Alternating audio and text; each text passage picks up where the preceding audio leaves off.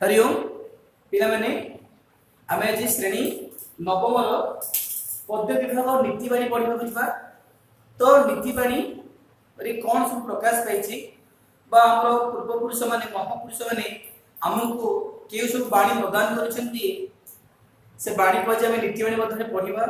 आशा करुच्ची नीतिबाणी पढ़ा समय श्लोक गुड़ शुद्ध उच्चारण कर से नीतिबाणी अर्थ को तुम्हें बुझा चेष्टा कर।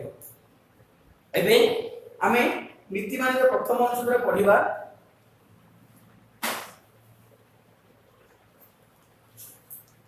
सकल प्राणीषु मानव श्रेष्ठ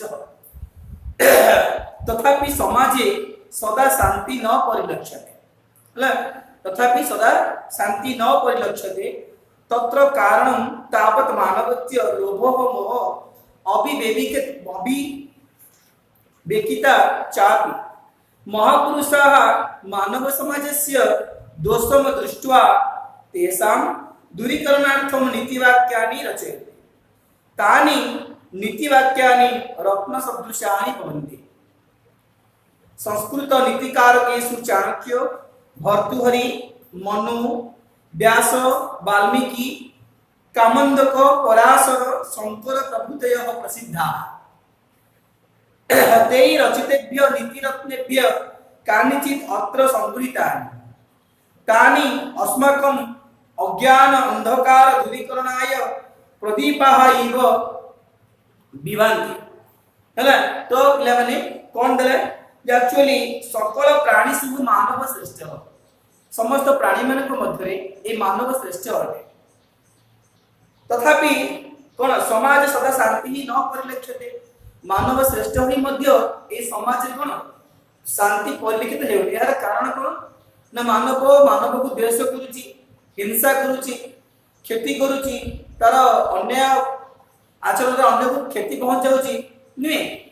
तो कवि लेखक मैंने कहया कथा एक्चुअली जदि मनुष्य श्रेष्ठ जीव तथापि मनुष्य समाज रे कोन शांति आनी पारुनी बा शांति रे बसवास करि पारु नाही। तत्र कारणं तावत् मानवस्य लोभ मोह अविवेकिता च। तो यार कारण कोन ना मानव लोभग्रस्त हेउची हैला मोह अविवेकितार ग्रस्त हुई बा अविवेकतार पड़ी से कोन करूची ए सब किछि भूली जाउची। महापुरुषाः मानव समाजस्य दोषम दृष्ट्वा महापुरुष माने मानव समाज दोष को देखि करी दोषम दृष्ट्वा तेषां दूरीकरणार्थम नीति वाक्यानि रचन्ति। जो महापुरुष माने महान पुरुष माने निजर ज्ञान निजर बुद्धि प्रयोग किछि लेखा लिखिछन्ति। से देखिले समाज रे शांति परिलक्षित हेउ नै। समाज शांति एवं सौहार्द आनिबा निमंते से माने हम मानु किछि नीतिबाणी कोन छाडी जाइछि हम लिखि जाइछि। तानि नीतिवाक्यानि रत्न सदृशानि भवन्ति। सेही नीतिवाक्य गुडिको रत्न सदृश अटे। जेपरि रत्न मूल्यवान अटे सेही नीतिबाणी गुडे कोन हम पे मूल्यवान अटे। संस्कृत नीतिकारकेषु चाणक्य, भर्तृहरि, मनु, व्यास, वाल्मीकि, कामंदक, पराशर, शंकर प्रभृतय प्रसिद्धा। तेबे संस्कृत कारकेषु माने संस्कृत कारक मानक मध्यरे जे संस्कृतर विशारद अटନ୍ତି सेमानक मध्यरे भर्तृहरि, मनु, कामंदक, व्यास, वाल्मीकि तले माने कोन अटନ୍ତି प्रसिद्ध अटନ୍ତି। हला को माने संस्कृत नीतिकारक मानक मध्यरे संस्कृत नीतिकारक मानक मध्यरे माने प्रसिद्ध अटନ୍ତି।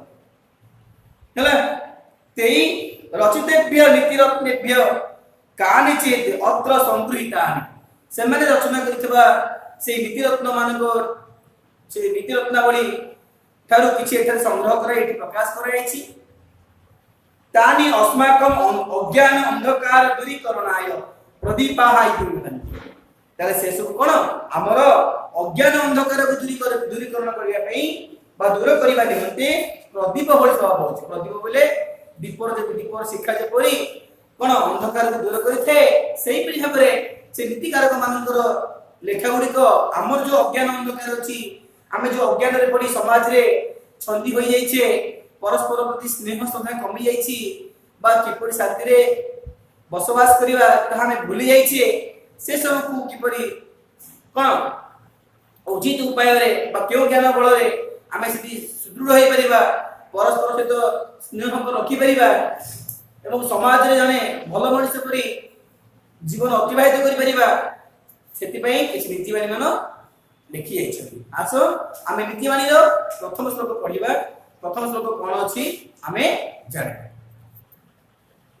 तो पिले माने आमे वर्तमान श्लोक 1 रे पढिबा को जिबा जा अछि जल बिंदु निपातेन क्रमशः पूर्यते घट स क्रम सर्व विद्यानाम धर्मस्य च धर्मस्य च जल बिंदु निपातेन क्रमशः पूर्यते घट स क्रमः सर्व विद्यानाम धर्मस्य च धर्मस्य च तो पिला माने आमे किछि यार कष्ट को बुझिबा तापर पदरे बोलाबरे आ श्लोकटी बुझिबा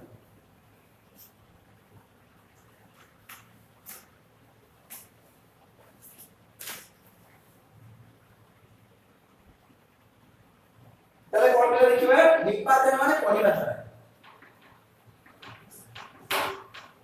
निपातेन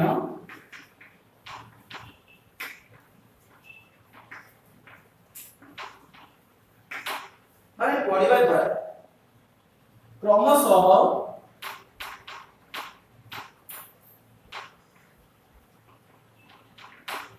अर्थ क्रमे पूर्यते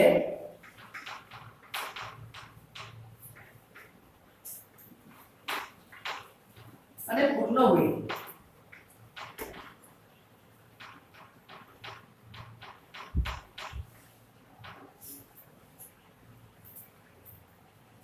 धर्मस्य धर्मर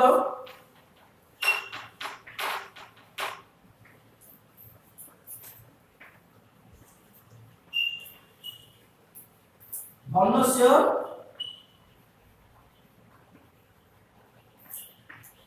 धनर तो बोले श्लोकटा आउथरे पढिबा जल बिंदु निपातेन क्रमशः पूज्यते घट स क्रमः सर्व विद्यानाम धनस्य च धर्मस्य अर्थात कोन हैला पिला माने हम सब अर्थ बुझिले घट बोले माटिया घट माने कोन घट कहिले माटिया तो पिले बिंदु बिंदु होई जल पड़िबा द्वारा क्रमे माटियाटी कोन होइते पूर्ण होइते सेपरि समस्त विद्या धर्म और धनर सेई क्रम में आमे कोन करिबा समस्त विद्या धर्म और धनर सेई क्रम अनुसरण करिया उचित तले कोन करिबा विद्या अर्जन करिबा विद्या अर्जन करे धन धन अर्जन करिबा धन को धर्म पथरे लगाई कोन करिबा ना आमे मध्य संपूर्ण भाबे कोन करिबा ना सब किछि हासिल करि परिबा जेपरि एई श्री श्लोक रे कोन अछि ना नीति बने राशि ना नै एठारे विद्या धर्म और धनर पूर्णता किपरि क्रम रे होइते क्रम माने क्रम अनुसार गोटे परे गोटे सब किछि एका पूर्ण होबाटा हेबो बोले ଏହା ठीक नै तो क्रम अनुसार कोन करि परिबा पूर्ण करि परिबा चलो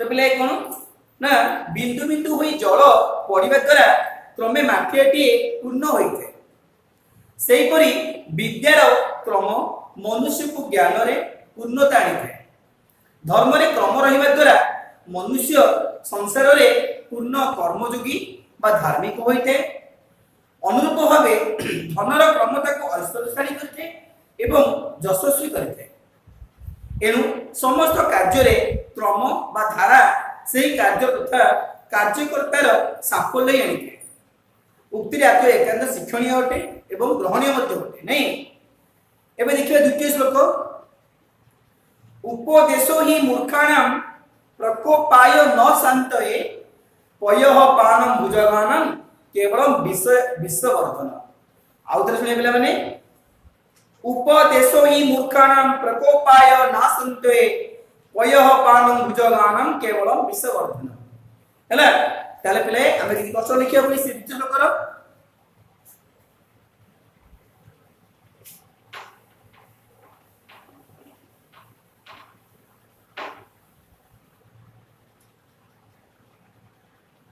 मूर्खाणाम माने मूर्ख मान,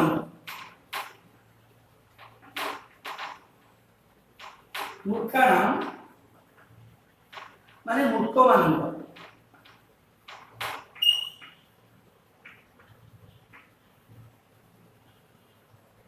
प्रकोपाय,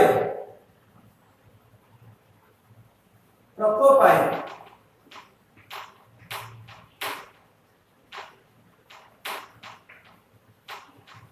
प्रकृष्ट क्रोध निमंते।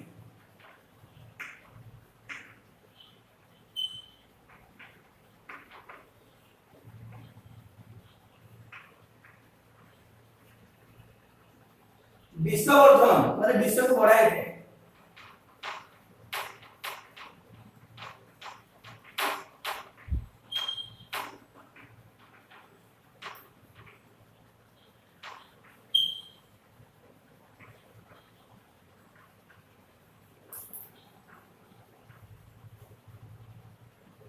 भुजगान सापमानंद,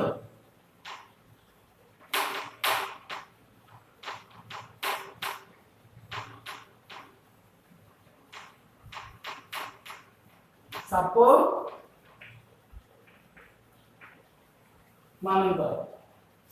तो पिले कौन दले उपदेशो ही मूर्खाणाम प्रकोपाय नाश न संतये पयो पानम भुजगानाम केवलम विषवर्धन। अर्थात मूर्खाणाम बोले मूर्ख मानकर, प्रकोपाय बोले प्रकृष्ट क्रोध निमंते, शांतये माने शांति निमंते, शांतये शांतये माने शांति निमंते,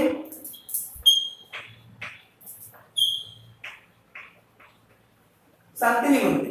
अर्थात उपदेश बा मूर्ख मानकर उपदेश कोन क्रोध निमंते शांति निमंते नहीं। जो मूर्ख मान कोप करंती रागी जानती से माने कोन करंती से कहले कि उपदेश मूर्ख मानकर कोन बे माने मन रे क्रोध जात होते, क्रोध निमंते नुहे कि शांति पे नुहे।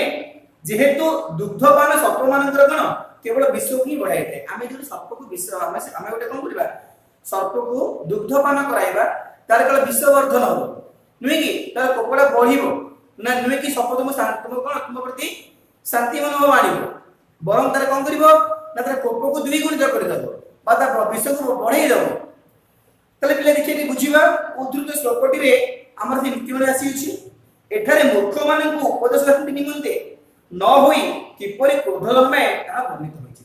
आमे मूर्ख मान उपदेश दबा तांकर मन रे शांति आसीबो से बर कोन करिवे ना से कथा को ओलटा नै रागी जिवे नुहे।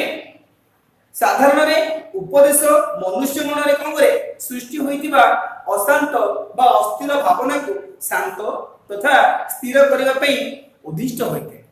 आमे उपदेश दबा द्वारा कोन किछि लोक ओडे शांत होइते बा से जो भूल निष्पत्ति नै थाए से निष्पत्ति परिवर्तन करते और निज भूल को बुझी पारिते।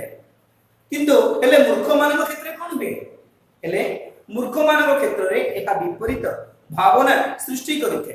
से माने शांत तथा स्थिर हेबा परिवर्ते कोन हेंदी अशांत होई जानती, अस्थिर होई जानती एवं क्रोधित होई जानती, रागी जानती। एई कथा को सुंदर उदाहरण माध्यम रे कोन कवि उपस्थापन करछन केमदी ना दुग्धपान द्वारा सर्प मानकर कोन वे ना केवल विष ही बढ़ी थाए, विष की बढ़ा जाय थाए। ए कथा को कोन एबरे प्रकाश कराय छै ना अमृत तुल्य दुग्ध को पान करी साप मध्य कोन केवल विष को वृद्धि करथे, विष को वृद्धि करिथे। एठारे मूर्ख को सर्प, उपदेश को दुग्ध और क्रोध को विष सहित तुलना कराय छै हला। एणु मूर्ख मान के बेले कोन आमे उपदेश प्रदान करिबा अनुचित हला। तो तापर पिला माने बुझि पाइलो तापर जे तृतीय श्लोक बुझिबा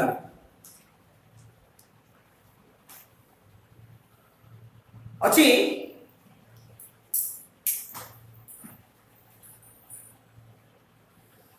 नारिकेल समाकार दृश्यन्तेपि सज्जना अन्ये बदरिकारः बहिरेव मनोहरा। अर्थात आउरे बुझि सबडे पढिया पिला माने आराम से श्लोक पढि बुझिया ठीक से नारिकेल समाकार दृश्यन्तेपि सज्जनाः अन्ये बदरिकाकार बहिरेव मनोहरा हला। श्लोक पढि भलो पढिबा तापर अर्थ बुझिबा कोन पिला माने जदि साधु लोक मानक प्रकृति आम साधु जो लोक मान अच्छा प्रकृति किपरि होते ना नड़िया परि होते साधु लोक मान प्रकृति नड़िया भली होते जेहेतु अन्य माने बरकोली भली केवल बाहर को सुंदर देखाते जहाँ को श्लोक में व्याख्या बुझा गले कौन यही श्लोकटी कौन सीमित भली आसी अछि तो एठारे सज्जन मानकर स्वभाव नारिकेल परी नारिकेल बोले कौन नड़िया परी नारिकेल परी और अन्य मानकर स्वभाव बरकोली परी हेबा कथा उल्लेख करा जायछि ए संसार रे जणे साधारण जन और सज्जन मध्य प्रकृतिगत व्यतिक्रम परिलक्षित हुए प्रकृति नहीं मनुष्य मध्य प्रकृति नहीं मनुष्य कार्य करे ना कि प्रकृतिगत पार्थक्य देखा जाए कहा मध्य सज्जन आउ दुर्जन नुहे पिले सज्जन स्वभाव रे ऊपर को रुक्ष माने ऊपर कठिन होई पाए सज्जन स्वभाव रे ऊपर को रुक्ष बा कठिन हेले मध्य तार अंतःकरण माने भितरे बा अंतःकरण रे सरसता बा कोमलता तथा मधुरता भरी रहे से अन्य माने कल्याण चिंता करथाय जेपरि नडियार स्वभाव जेपरि नडियार स्वभाव हेले अन्य जन मानकर अर्थात असज्जन मानकर बा असाधु व्यक्ति मानकर स्वभाव ऊपर कोन थे कोमल होइथे मधुर होइथे हेले भी कोन अंतःकरण रे ताकर व्यवहार कठिन होइथे जेपरि बरकोली ऊपर से कोन अछि नरम अछि देखले सुंदर लागे हेले बरकोली खाइला पर कोन भितरे हाथ माने कोन अंचरे टाण थाए ना किंतु नडियाटी कोन ऊपर टाण हेले मध्य तार भीतर कोन समुद्र जल रे परिपूर्ण और फल मध्य अति मधुर नुहे से साधु मान तुलना करा गला नडिया सहित एवं असाधु मान तुलना करा गला बरकोली सहित एहा ऊपर को सुंदर किए बरकोलटी और नरम होइतिले मध्य भीतरे दृढ़ मंजी थाए एनु हमर स्वभाव का हो उचित ना हमर स्वभाव सदा सज्जन को हो उचित बा साधु लोक को हो उचित बुझि पाइले बेला माने एबे कोन चतुर्थ को जीवा तृतीय श्लोक रे शब्द म कहि दउछ केले उत्तर के संभव होनी तो सज्जन माने हम जाने साधु लोक माने नुहे नारिकेल समाकारा माने नारिकेल समाकारा माने नडिया भली प्रकृति विशिष्ट नारिकेल समाकारा दृश्यन्ते देखा जानी बदरी काकारा माने बरकोली पर बदरी काकारा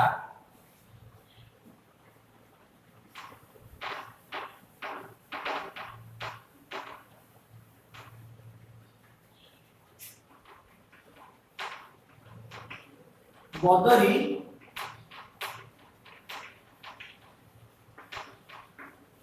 बदरी काकरा माने बरकोली पर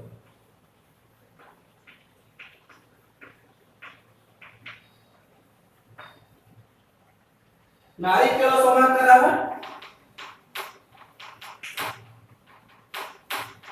नारिकेल समाकारा नडिया भली प्रकृति विशिष्ट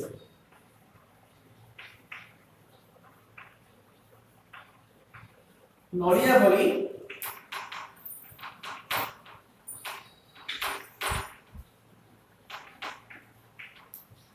प्रकृति विशिष्ट तो पिला माने आमे तीन श्लोक बुझिले आउटे श्लोक बुझिदवा आर पर श्लोक आमे नेक्स्ट क्लास रे बुझिबा तो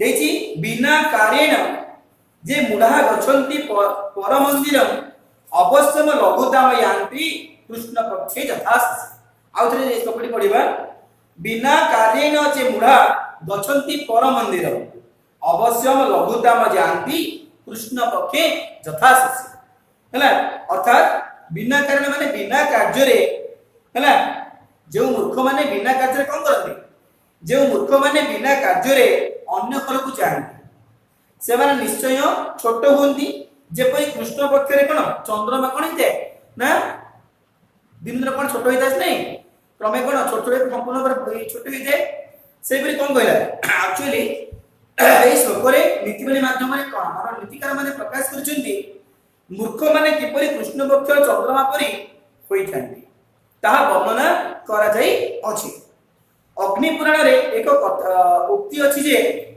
प्रयोजन बिना न मंदोपि प्रवर्तते अर्थात बिना प्रयोजन रे मंद कार्य मध्य करा जाय नथाय प्रत्येक कार्य पछरे किछि ना किछि प्रयोजन बा उद्देश्य नै थाय प्रत्येक कार्य पछरे किछि ना किछि प्रयोजन थाय किछि ना किछि उद्देश्य थाय यार व्यतिक्रम स्थले व्यक्ति निंदित होता है। यदि व्यतिक्रम देखादेला जदि किसी मनुष्यर किसी कार्य एपट व्यक्ति कौन थे ना निंदित होता है। एणु जो मूर्ख माने बिना कार्य अन्य घर को जाते से माने लघुता बा क्षुद्रता को प्राप्त हुए। जेपरि कृष्ण पक्ष चंद्रमा होते शुक्ल पक्ष हेउची समृद्धिर और कृष्ण पक्ष होची कोन संक्षय माने क्षय। एणु चंद्रमा कृष्ण पक्ष क्षय होई लघुता प्राप्त होती बा छोट हो जाते। एणु केही बिना प्रयोजन रे अन्यर ग्रह को जीवा उचित नहीं हला पिले। आमे चारटा श्लोक पढ़िले से चारोटी श्लोक को आमे भलो भाबरे बुझीबा। तो कष्ट तुम किसी लिखिली आ ये जो देछि चतुर्थ श्लोकटी आधे कष्ट कोन अछि पिला देखिबा। जे माने मोटे कहि दउछि पिला माने जे माने जेउ माने मुढा माने मूर्ख माने कार्यण बिना माने बिना कार्य रे लघुता म जानती माने छोट होई जानती। जथा माने जेपरि शशि बोले जानते जन्म व चंद्र हला अवस्था माने निश्चित हला गछंती माने जानती।